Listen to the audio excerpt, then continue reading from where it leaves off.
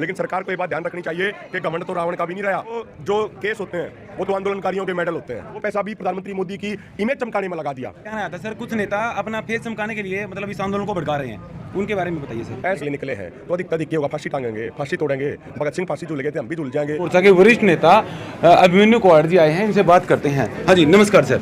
आपने भी नमस्कार जी, आपके सभी दर्शकों का जोड़कर राम राम। सर, लगातार आपका आंदोलन चल रहा है, 400 से अधिक शहादत हो चुकी हैं।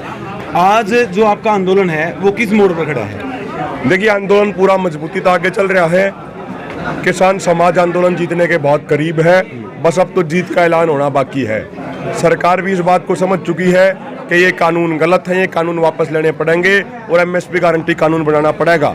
लेकिन अब सरकार इसने अपने मूंछों की लड़ाई बनाए हुए है, सरकार अपने घमंड की लड़ाई बनाए हुए है। लेकिन सरकार को ये बात ध्यान रखनी चाहिए कि घमंड तो रावण का भी नहीं रहा। रावण का घमंड भी चूर चूर हो गया तो मोदी सरकार तो क्या चीज है।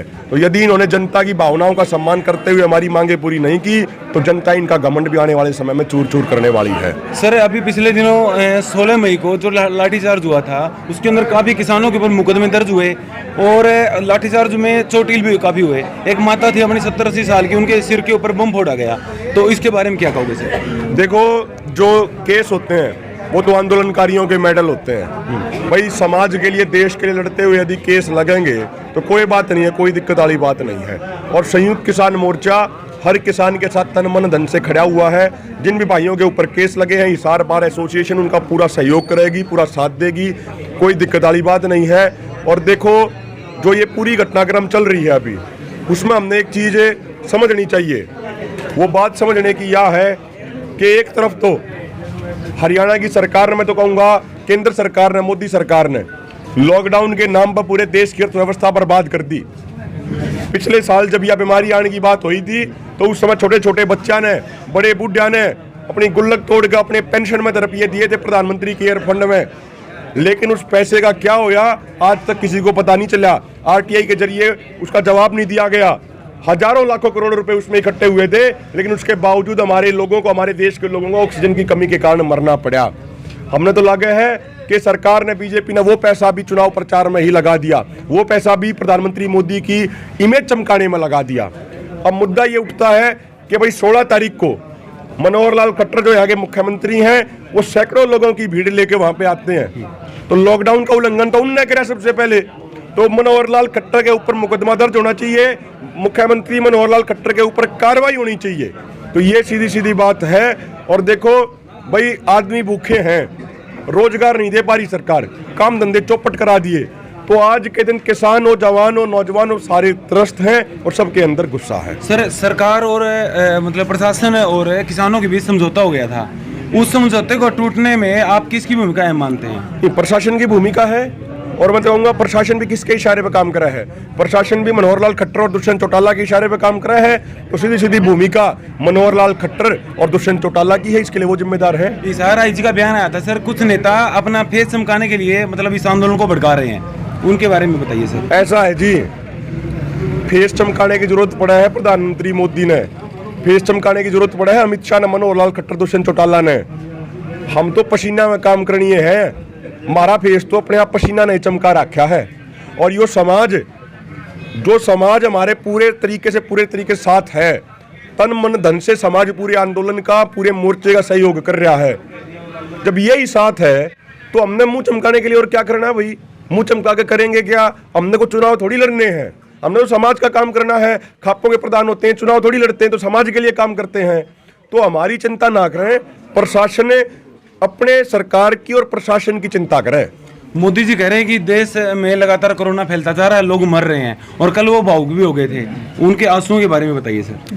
देखो, ऐसा है, प्रधानमंत्री मोदी तो बहुत बड़े नाटक करने वाले हैं, ठीक है। 2014 तक पहले उन्होंने पूरे देश को बहका दिया। किसानों को स्वामीनाथन आयोग की रिपोर्ट के अनुसार एमएसपी दूंगा, नौजवानों को साल में 2 करोड़ रोजगार दूंगा, सबका साथ सबका विकास करूंगा। न तो सबका साथ रहे, ना सबका विकास रहा, सिर्फ अंबानी अडानी का विकास हो गया। आप यह चीज जान के हैरान हो जाओगे, इस लॉकडाउन के समय में जब सारे काम धंधे चौपट हो गए, इस साल में प्रधानमंत्री मोदी के खास मित्र गौतम अडानी की प्रॉपर्टी 2,40,000 करोड़ रुपया बढ़ गई। भाई साहब कौन सा धंधा करें हैं, जरा हमने भी बता दो। 2,40,000 करोड़ रुपया प्रॉपर्टी बढ़ा के वो धंधा क्या है? वो धंधा यो है कि जो 90,000 करोड़ के खाद्यान्न तेल बाहर से मंगवाए जाते हैं, उसमें सबसे बड़ा इंपोर्टर है गौतम अडानी। और हर लीटर खाद्यान्न तेल पर गौतम अडानी को 8 से 10 रुपए की दलाली बचती है। जब हम MSP गारंटी कानून की बात करते थे सरकार के साथ मीटिंगों के अंदर, तो सरकार कहती थी पैसा नहीं है। हमने कहा 90,000 करोड़ के खाद्यान्न तेल भारत मंगवाने बंद करो, 80,000 करोड़ की दाल भारत मंगवानी बंद करो, अपने किसानों धुरे लो। आपको MSP गारंटी कानून बनाने के लिए एक भी पैसा खर्च करने की जरूरत नहीं है, सिर्फ ये आयात भारत बंद करवा दो। लेकिन सरकार ट्रस्ट से मस नहीं होती, क्योंकि सरकार ने अडानी का फायदा कराना है। सर कह रही है कि सरकार कह रही है कि हमने 6,000 रुपए की इतनी बढ़िया स्कीम किसानों के लिए लाए, 6,000 रुपए हम सीधे अकाउंट में डाल रहे हैं। आज तक जितनी भी सरकारें आई वो कोई भी ऐसा काम नहीं कर पाई, तो उनके बारे में बताइए सर। देखो ऐसा है, MSP ना मिलने के कारण हर फसल पर प्रति एकड़ 15,000 रुपए का नुकसान हो रहा है। साल में हो गया 30,000 का। मारी गोज मतलब 30,000 रुपए काट गए और 6,000 रुपए पकड़ा दे हैं, या क्या बात हुई? और दूसरी बात, या 6,000 रुपए की भीख हमने नहीं चाहिए, हमें हमारा अधिकार दो। जैसे वो 6,000 की बात कर रहे हैं, हम प्रधानमंत्री मोदी ने एक बात बताते हैं, 2000 से लेकर 2017 तक 17 सालों में जो किसानों को उचित MSP नहीं मिला, जिसका वादा लगातार सरकारों ने कराया था, वो उचित MSP ना मिलने के कारण भारत के किसानों को 45 लाख करोड़ रुपए का नुकसान होया। हमारे ऊपर कर्जा मात्र 10 लाख करोड़ है। हमने 6,000 रुपए नहीं चाहिए। जो कर्जा काट के 35 लाख करोड़ रुपए हमारे बकाया है सरकार की तरफ, सरकार हमारे 35 लाख करोड़ रुपए दे, फिर आगे बात करें। तो इस तरीके के जो ये उलूल जलूल जो बातें हैं सरकार जो कर रही है, इनका कोई फायदा नहीं होने वाला। 6,000 रुपए के बहकावे में कोई नहीं आने वाला। हमें हमारी मांगे पूरी करानी है। सर पूरे देश में लॉकडाउन लगा हुआ है, लेकिन हमारे किसानों की तरफ से लॉकडाउन का लगातार बहिष्कार चल रहा है। मसूदपुर गांव से शुरुआत हुई थी और लगातार ये आगे फैलता जा रहा है। संयुक्त किसान मोर्चा इस पूरे मामले में क्या सोच रहा है, क्या सोच है आपकी? देखो ऐसा है, पहले तो मुख्यमंत्री मनोहर लाल खट्टर जवाब देना। मुख्यमंत्री मनोहर लाल खट्टर ने लॉकडाउन तोड़ा, उसके बाद ही तो गाँव में यह चीज शुरू हुई ना। उससे पहले दुष्यंत चौटाला सैकड़ों लोगों की भीड़ लेके, बड़े बड़े काफिले लेके वहाँ पे आते हैं, तो पहले तो सवाल उनसे पूछा जाए ना। और यदि आप लोगों को रोजगार नहीं दोगे, लोगों के पास खाने का नहीं बचेगा, लोगों के काम धंधे चौपट हो जाओगे, सरकार पूरे तरीके से फैल हो गई है, सरकार लोगों को ऑक्सीजन नहीं दे पा रही है, सरकार लोगों का इलाज नहीं कर पा रही है, तो फिर लोग करेंगे क्या? भाई जिंदा रहने का अधिकार तो हर किसी को है ना, रोटी खाने का तो अधिकार हर किसी को है। पिछले 6 महीने से दिल्ली के बॉर्डरों पे किसान बैठे हैं, आप उनकी बात नहीं सुन रहे। 500 किसान शहीद हो गए, उसके बाद बीजेपी वाले शहीद किसानों का मजाक उड़ाते हैं, उनकी शहादत का सबूत मांगते हैं, उनको आतंकवादी खालिस्तानी फौरन फंडिंग लेने वाला कहते हैं। तो आप क्या उम्मीद करते हो, सरकार का विरोध नहीं होगा क्या? जम के विरोध होगा, डट के विरोध होगा। आप क्या मानते हैं मोदी जी किसानों की शहादत पर क्यों नहीं बोल रहे? जबकि पश्चिम बंगाल के अंदर हल्की सी राजनीतिक हिंसा हुई थी, मोदी जी वहां भी इमोशनल हो गए थे, लेकिन जो किसान लगातार शहादत दे रहे हैं उनके ऊपर प्रदेश के प्रधानमंत्री का कोई बयान नहीं आ रहा। देखो, क्योंकि उनका जो मूल जो प्रवृत्ति है, उनकी जो मूल चरित्र है, वो किसान विरोधी है। सिर्फ आप आज की बात मत करो, 2014 में जब तक वो प्रधानमंत्री बने उस समय तक लेकर आज तक वो सैकड़ों किसान विरोधी फैसले ले चुके हैं। जो प्रधानमंत्री बने तो पहली कैबिनेट की बैठक में उन्होंने ये फैसला लिया था कि जो भी राज्य सरकार अपने किसानों को फसलों के ऊपर बोनस देगी, उन राज्य सरकारों से केंद्र सरकार फसल नहीं खरीदेगी। तो उनका जो शुरुआत ही रही, शुरुआत से लेकर आज तक वो किसान विरोधी है, वो कॉरपोरेट के पक्ष में है। अडानी अंबानी ने पैसा लगा के उनको बनाया है, तो आज वो अपने मित्र अडानी अंबानी की जेब भरने में लगे हुए हैं। लगातार है ना, आप आज मैं आपका भाषण सुन रहा था, आप लगातार शांति शांति शांति की अपील कर रहे थे, लेकिन आप ही के बीच से कुछ युवा किसान नेता लठ और डंडे की बात कर रहे हैं, उनके बारे में क्या कहोगे सर? देखो ऐसा है, हमारा संयुक्त किसान मोर्चा की साफ गाइडलाइन है कि हमें पूरे तरीके तय शांतिपूर्ण रहना है। शांतिपूर्ण रह के हम जीतेंगे। हिंसा और तोड़फोड़ से हमारा नुकसान होगा और सरकार को फायदा होगा। तो सारे किसान भाई समझदार हैं कि भाई शांति ही हमारी ताकत है, शांतिपूर्ण तरीके से हम जीतेंगे, सरकार को घुटने टेकवाओगे, सरकार की नाक रगड़वाओगे, ठीक है? तो इसलिए सभी शांतिपूर्ण रहे।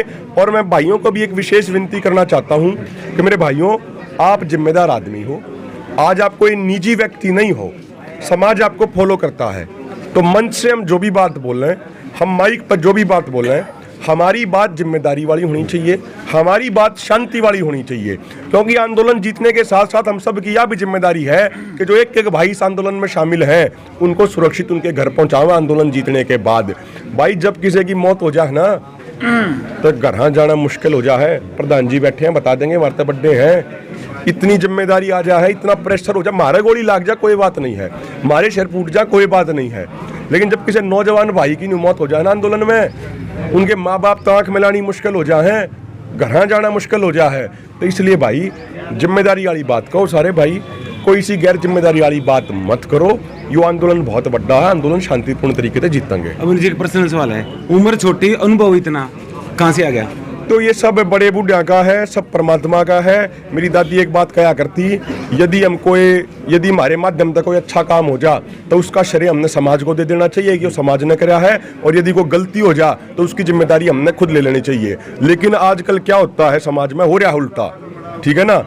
कई साथी क्या करेंगे कि भाई गलत बात होगी तो वो तो कह देंगे बोला जी ऊपर वाले ने कर दी, है ना। इस चीज़ से हमने बचना चाहिए। और जो हमारे खापों का जो कल्चर है, जो हमारे खापों के प्रधान हैं, उनसे ये चीज़ सीखने को मिलती है।